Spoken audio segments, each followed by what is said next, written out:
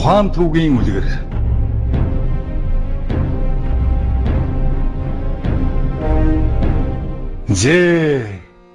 Эрт үрдийн цагт алтан нарыг аягийн чинээ байхад, алимын сарыг алгын чинээ байхад, сүмбэр уулыг дов товцог байхад, сүн далайг шалбааг төдийхэн байхад, эртний манай улсад энэхүү явдал тохиолдсон юм санжээ.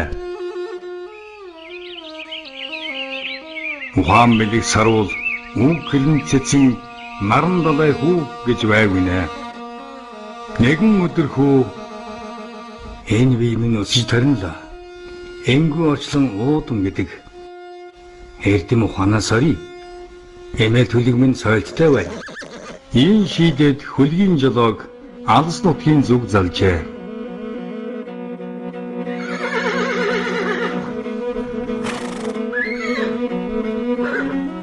Хүү хол нутгийн дээсийг алхаад удаагүй байтал гониглон явах нэгэн настай хүн байрлав гин. Хай настай минь та амгалан сууж байна уу? Хүү минь эмгэн болсон би энх тунхал байна. Энхэн нутагт минь харин их зовлон учраад байна. 6 жилийн тэртээ зураг шиг нутагт минь харгас нэгэн мангас өмнө зүгээс ийж суугаад өнөр олныг минь их л зовоолоо доо.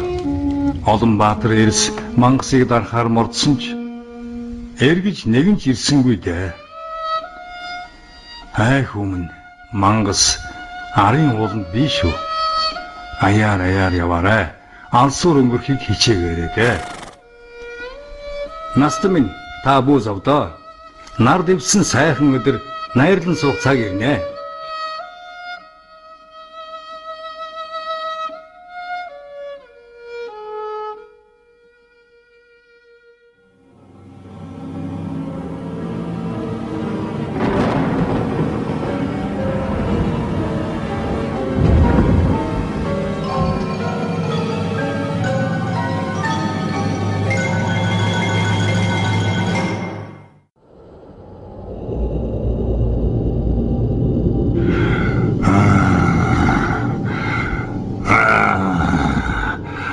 Өдрийн минь хоол болох гээд өөрөө гүйгээд ирвүү.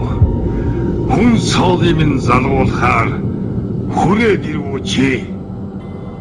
За, жаахан хүүви Лусын хааныхаас хэл хүргэж явнаа. Лусын хаан өмчөө хувааж байна. Хүн бүр хой хүртэх гэж үемэд хүү надаас өөр зарагдах хүнгүй байна.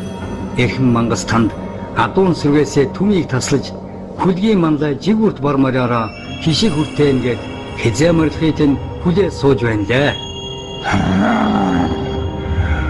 Хөөчи замза Лусын хаантан хаан суудгийн.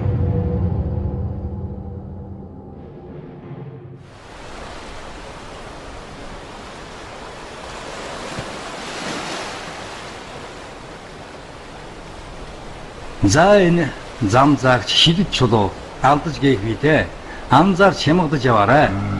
Одоо ингээд ор хөтөж чулууч нь өөрөө бүргээд өгнө Лусын хаанд.